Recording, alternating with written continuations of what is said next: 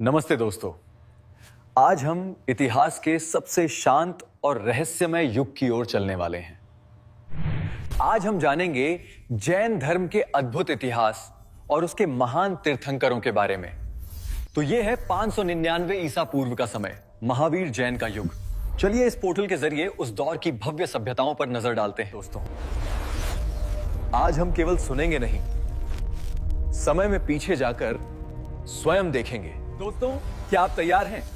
अब हम चलेंगे समय के उस दौर में जहां जैन धर्म की शुरुआत ने इतिहास बदल दिया। चलो, समय का द्वार खुल चुका है। ये ऊर्जा, हम 2500 वर्ष पीछे जा रहे हैं। हम पहुंच गए। यही है महावीर के समय का भारत, जैन धर्म के उभार का युग। ये वातावरण, ये शांति, क्या हम सच में महावीर के युग में पहुंच गए हैं? वो देखो, ध्यान में लीन भगवान महावीर। हेलो दोस्तों, आज हम जानेंगे जैन धर्म की ऐतिहासिक प्राचीनता और उसके उदय के कारण। पहले आइए जैन धर्म की प्राचीनता को समझते हैं। जैन धर्म कहता है कि यह परंपरा अत्यंत प्राचीन है और तीर्थंकरों की अनंत श्रृंखला पर आधारित है। जैन धर्म में कुल 24 तीर्थंकर हुए, पहले ऋषभ देव और अंतिम वर्धमान महावीर। 23वें तीर्थंकर पार्श्वनाथ महावीर से लगभग 200 वर्ष पहले माने जाते हैं। दोस्तों, इस युग में मेरे ये कपड़े अजीब लग रहे होंगे। मैं भी इनके जैसे कपड़े पहन लेता हूं। उनका जन्म वाराणसी में हुआ था, जहां उस समय आध्यात्मिकता अपने चरम पर थी। यह दर्शाता है कि जैन धर्म की नींव महावीर से बहुत पहले बन चुकी थी। ध्यान देने वाली बात है कि सभी 24 तीर्थंकर क्षत्रिय वंश से थे। उस समय वैदिक धर्म अत्यधिक कर्मकांडीय हो चुका था, जटिल यज्ञ और कठिन अनुष्ठानों के साथ। आम लोग इन भारी कर्मकांडों से निराश हो चुके थे और एक सरल धार्मिक मार्ग तलाश रहे थे।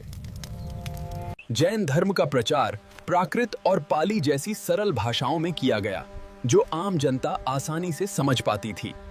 जैन धर्म ने सभी जातियों के लोगों के लिए अपने द्वार खोल दिए। यह विचार लोगों को अत्यंत आकर्षक लगा। यह समता का संदेश उन लोगों के लिए अत्यंत आशादायक था, जो कठोर वर्ण व्यवस्था से पीड़ित थे। महावीर और बुद्ध दोनों क्षत्रिय थे और उनका नेतृत्व ब्राह्मणवादी वर्चस्व के विरुद्ध एक बड़ी बौद्धिक प्रतिक्रिया था। इन नए धर्मों को जनता ने इसलिए स्वीकार किया क्योंकि ये सरल, तर्कसंगत और सभी के लिए खुले थे। महावीर के आगमन ने जैन धर्म को उसके पूर्ण स्वरूप में स्थापित किया। इन्हीं सरल सिद्धांतों के कारण जैन धर्म तेजी से फैल गया और लोगों को जीवन जीने का एक नया तरीका मिल गया। दोस्तों, आज हम जानेंगे जैन धर्म की महत्वपूर्ण तीर्थंकरों और पार्श्वनाथ के महान योगदान के बारे में। दोस्तों, चलो सबसे पहले समझते हैं कि तीर्थंकर जैन परंपरा के मूल स्तंभ माने जाते हैं। ये वे शिक्षक हैं जिन्होंने मोक्ष पाया और दूसरों को मुक्ति का रास्ता दिखाया। दोस्तों, चलो अब कुछ महत्वपूर्ण तीर्थंकरों के बारे में एक एक करके जानते हैं। सबसे पहले अंदोज ऋषभदेव। इनका प्रतीक चिन्ह बैल है। इन्हें आदिनाथ के नाम से भी जाना जाता है। दूसरे हैं पास अजीतनाथ, जिनका प्रतीक हाथी है, और तीसरे हैं पास संभवनाथ, जिनका प्रतीक घोड़ा है। चौथे तीर्थंकर अभिनंदन नाथ। इनका प्रतीक बंदर माना जाता है। पांचवें सुमतिनाथ। इनका प्रतीक सारस पक्षी है। अब आते हैं 16वें तीर्थंकर शांतिनाथ। इनका प्रतीक मृग या हिरण है। 19वें तीर्थंकर मल्लीनाथ फारा। उनका प्रतीक एक जलपात्र है। श्वेतांबर परंपरा उन्हें एक महिला तीर्थंकर मानती है। 22वें तीर्थंकर अरिष्टनेमियो। उनका प्रतीक एक शंख है और उन्हें नेमिनाथ भी कहा जाता है। अब आते हैं 23वें तीर्थंकर पार्श्वनाथ, जिनका प्रतीक सर्प है। पार्श्वनाथ ने महावीर से पहले 4 नैतिक सिद्धांत स्थापित किए: सत्य, अहिंसा, अस्तेय और अपरिग्रह। इनकी शिक्षाओं ने जैन मार्ग की नींव और भी मजबूत बनाई और समाज में इन्हें व्यापक सम्मान मिला। अब अंतिम 24वें तीर्थंकर वर्धमान महावीर, जिनका प्रतीक सिंह है। महावीर ने जैन धर्म को संगठित रूप दिया और 5 महाव्रतों के साथ इसे पूरी तरह परिपक्व बनाया। इस तरह ऋषभदेव से लेकर महावीर तक तीर्थंकरों की परंपरा निरंतर चलती रही। तीर्थंकरों की शिक्षाएं अहिंसा, सत्य, आत्मनियंत्रण और समानता ने भारत की महान आध्यात्मिक परंपराओं में जैन धर्म को स्थापित किया। दोस्तों, सभी जैन तीर्थकारों के नाम और उनके प्रतीक चिन्ह दिए गए हैं। कृपया वीडियो रोककर इसे पढ़ लें। हे श्रावकों, मैं महावीर 24वां और अंतिम तीर्थंकर हूँ। मेरा जन्म 599 ईसा पूर्व में हुआ था। मेरा जन्म वैशाली के निकट कुंद ग्राम में हुआ। मैं ज्ञातृक वंश से था और मेरी माता त्रिशला लिच्छवी कुल की थीं। हे श्रावक, गृहस्थ जीवन में मेरी पत्नी का नाम यशोदा था और मेरी एक पुत्री थी प्रियदर्शना। 30 वर्ष की आयु में मैंने घर परिवार छोड़ दिया। उसी दिन से मैंने कठिन तप की राह अपनाई। हे श्रावक, मैंने 13 वर्षों तक घोर तप किया, नंगे पैर, बिना किसी बंधन, केवल आत्म मोक्ष की खोज में। 42 वर्ष की आयु में मुझे कैवल्य, सर्वोच्च ज्ञान प्राप्त हुआ। यह ज्ञान मुझे जंभिक ग्राम में 1 साल वृक्ष के नीचे मिला। हे श्रावक, कैवल्य प्राप्ति के बाद लोग मुझे कई नामों से पुकारने लगे: महावीर, जीना, जितेंद्रिय, निग्रंथ और केवलिन। हे श्रावक, ज्ञान प्राप्ति के बाद मैंने अपने उपदेशों का आरंभ विपुलाचल पर्वत पर किया। यही मेरा पहला उपदेश स्थान था। मेरा पहला वर्षावास अस्तिका ग्राम में हुआ। यहीं मैंने कई नए श्रावकों को धर्म का मार्ग बताया। मैंने लगभग 30 वर्षों तक पूरे मगध, वैशाली और कोसल क्षेत्रों में निरंतर धर्म का प्रचार किया। हे श्रावक, मेरे उपदेशों से जैन संघ का विस्तार हुआ। मुनि, आर्यिका, श्रावक और श्राविका चारों अंगों ने इसे संगठित बनाया। अपने अंतिम वर्षावास के लिए मैं पावा पहुंचा। यहीं मैंने अपने अंतिम उपदेश दिए। हे श्रावक, 72 वर्ष की आयु में पावापुरी में मैंने महानिर्वाण प्राप्त किया और मेरे निर्वाण के बाद जैन धर्म पहले से अधिक संगठित और दृढ़ हुआ। अहिंसा, सत्य, अपरिग्रह और कठिन तपस्या इसका मूल बना। याद रखो, विजय बाहरी नहीं, भीतर की इंद्रियों पर होती है। वही सच्ची जीत है और वही मोक्ष का मार्ग। लोग मुझे जैन धर्म का वास्तविक संस्थापक इसलिए कहते हैं क्योंकि मैंने इस धर्म को एक व्यवस्थित रूप दिया। हे श्रावक, मेरे 11 प्रमुख शिष्य थे जिन्हें गणधर कहा गया। ये मेरी वाणी के संरक्षक और धर्म के प्रचारक थे। पहले के तीर्थंकरों ने निश्चित रूप से नैतिक मार्ग दिखाया, लेकिन उन्होंने कोई संगठित संस्था नहीं बनाई। मैंने इस मार्ग को एक संगठित प्रणाली में बदल दिया। गणधरों ने मेरी शिक्षाओं को सूत्रों के रूप में सुरक्षित रखा और लोगों तक सही रूप में पहुंचाया। यही जैन संघ की मजबूती की नींव बनी। हे श्रावक, मेरे प्रथम अनुयायी मेरे दामाद जामाली थे। वे पहले व्यक्ति थे जिन्होंने मेरे मार्ग को अपनाया। मेरी पहली शिष्या चंदना थी। वो जैन संघ की पहली आर्यिका बनी और स्त्रियों के लिए भी धर्म का मार्ग खोला। हे श्रावक, मेरे निर्वाण के समय 11 गणधरों में से केवल आर्य सुधर्मा ही जीवित थे। हे श्रावक, आर्य सुधर्मा मेरे बाद जैन संघ के पहले थेरा बने और उन्होंने मेरे उपदेशों को बिना किसी परिवर्तन के आगे बढ़ाया।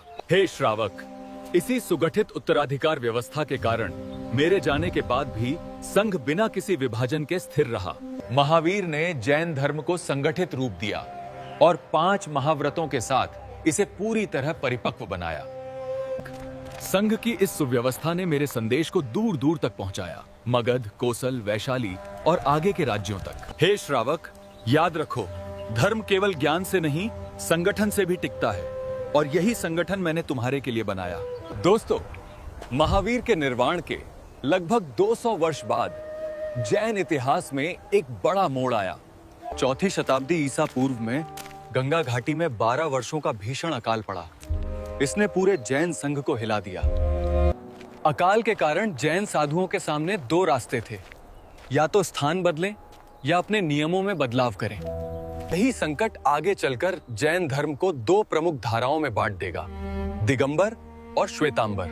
भद्रबाहु के नेतृत्व में कई जैन साधु दक्षिण भारत, विशेषकर कर्नाटक की ओर चले गए। दोस्तों, दक्षिण में बसे इस समूह ने वस्त्र त्याग को साधु आचरण का मूल माना। इन्हें दिगंबर कहा गया। भद्रबाहु को दिगंबर परंपरा का प्रमुख संस्थापक माना जाता है। स्थूल भद्र के नेतृत्व में शेष जैन मगध में ही रहे। उन्होंने अकाल में वस्त्र धारण करना स्वीकार किया। इन साधुओं की सफेद वस्त्र धारण परंपरा के कारण इन्हें श्वेतांबर कहा गया। अब स्थूल भद्र श्वेतांबर संप्रदाय के प्रारंभिक प्रमुख आचार्य माने जाते हैं। दोस्तों मदेदी, पहले भौगोलिक विभाजन के कारण उत्पन्न अंतर बाद में दार्शनिक मतभेदों में बदल गया। यह विभाजन जैन इतिहास की सबसे बड़ी घटना माना जाता है। इसी से दो प्रमुख परंपराएं आज तक चली आ रही हैं। अब सुनिए, दिगंबर और श्वेतांबर संप्रदायों में क्या-क्या मुख्य अंतर हैं। प्रतियोगी परीक्षा में यह भाग बहुत महत्वपूर्ण है। दिगंबर साधु वस्त्र नहीं पहनते, उनकी दृष्टि में दिशा ही वस्त्र है। श्वेतांबर साधु सफेद वस्त्र धारण करते हैं। श्वेतांबर कहते हैं कि वस्त्रों के साथ भी मोक्ष प्राप्त किया जा सकता है। दिगंबर मानते हैं कि मोक्ष केवल पूर्ण नग्न तपस्या से ही संभव है। दिगंबर परंपरा में स्त्री के लिए मोक्ष संभव नहीं, उसे पुरुष रूप में जन्म लेना होगा। श्वेतांबर परंपरा स्त्री मोक्ष का समर्थन करती है। दिगंबर प्रतिमाएं सरल होती हैं, न आंखें, न आभूषण, न श्रृंगार। दोस्तों, श्वेतांबर प्रतिमाओं में आंखें होती हैं और आभूषण श्रृंगार भी दिखता है। दिगंबरों में प्रमुख उपसंप्रदाय हैं बिसपंथी, तेरापंथी और तारणपंथी। श्वेतांबरों में देरावासी, स्थानकवासी और सातवां कांशी जैसी शाखाएं पाई जाती हैं। 19वें तीर्थंकर मल्लिनाथ दिगंबर इनमें पुरुष रूप मानते हैं, श्वेतांबर इन्हें स्त्री मानते हैं। श्वेतांबरों का स्थानकवासी समूह मूर्ति पूजा नहीं करता, जबकि देरावासी मूर्ति पूजक होते हैं।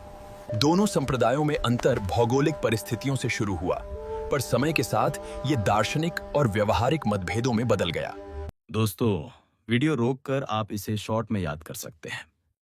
दक्षिण भारत में जैन धर्म का असली विस्तार महावीर के 200 साल बाद हुए भीषण अकाल के कारण शुरू हुआ। दोस्तों, जैन धर्म में मौर्य काल का योगदान को संक्षिप्त में पढ़ लीजिए। कि कुषाण काल में उत्तर का मथुरा और दक्षिण का श्रवण बेलगोला दोनों जैन गतिविधियों के बड़े केंद्र बने। दोस्तों, हर्ष के समय पूर्वी भारत में भी जैन धर्म का प्रभाव काफी बढ़ गया था। दोस्तों, 5वीं शताब्दी से दक्षिण भारत के गंग, कदंब, चालुक्य और राष्ट्रकूट जैसे शक्तिशाली राजवंश जैन धर्म के बड़े संरक्षक बने। राष्ट्रकूट शासकों ने जैन मठों, जिन्हें बसाड़ी कहा जाता था, को भूमि अनुदान देकर बहुत बढ़ावा दिया। दोस्तों, राजा अमोघ वर्ष खुद जैन थे। उनके समय में जिनसेन और गुणभद्र ने प्रसिद्ध महापुराण लिखा। दोस्तों, अमोघ वर्ष की अपनी रचना रत्नमालिका भी जैन साहित्य की प्रमुख कृतियों में गिनी जाती है। दोस्तों, चालुक्य और राष्ट्रकूट शासकों ने जैन धर्म को साहित्य, दर्शन और कला के माध्यम से नई ऊंचाइयां दी।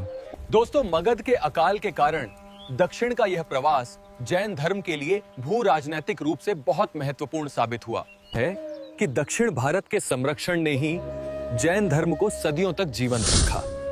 जैन साहित्य को आगम कहा जाता है। शुरुआत में ये मौखिक परंपरा के रूप में संरक्षित था, बाद में इन ग्रंथों को लिखित रूप दिया गया। दोस्तों, श्वेतांबर आगम दो प्रमुख भागों में विभाजित हैं, अंग साहित्य और उपांग साहित्य।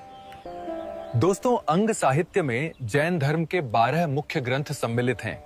ये मूल शिक्षाओं का आधार माने जाते हैं। छेद सूत्र साधु साध्वियों के अनुशासन, नियम और दैनिक आचार विचार का विस्तार से वर्णन करते हैं। ये जैन संघ के अनुशासन ग्रंथ माने जाते हैं। उपांग साहित्य भी 12 ग्रंथों का समूह है। ये अंग ग्रंथों का विस्तार और उनकी सहायक व्याख्या प्रस्तुत करते हैं। महत्वपूर्ण छेद सूत्रों में दशाश्रुत स्कंध नियुक्ति, चुल्लकप्प महाकप्प सुयम और व्यवहार सूत्र प्रमुख माने जाते हैं। दोस्तों, इन ग्रंथों में भद्रबाहु का भी उल्लेख मिलता है, विशेषकर प्रायश्चित और तप नियमों के संदर्भ में। दोस्तों, जैन धर्म ने भारतीय कला और वास्तुकला पर गहरा और स्थायी प्रभाव छोड़ा है। दोस्तों, मथुरा कुषाण काल में जैन मूर्तिकला का प्रमुख केंद्र था।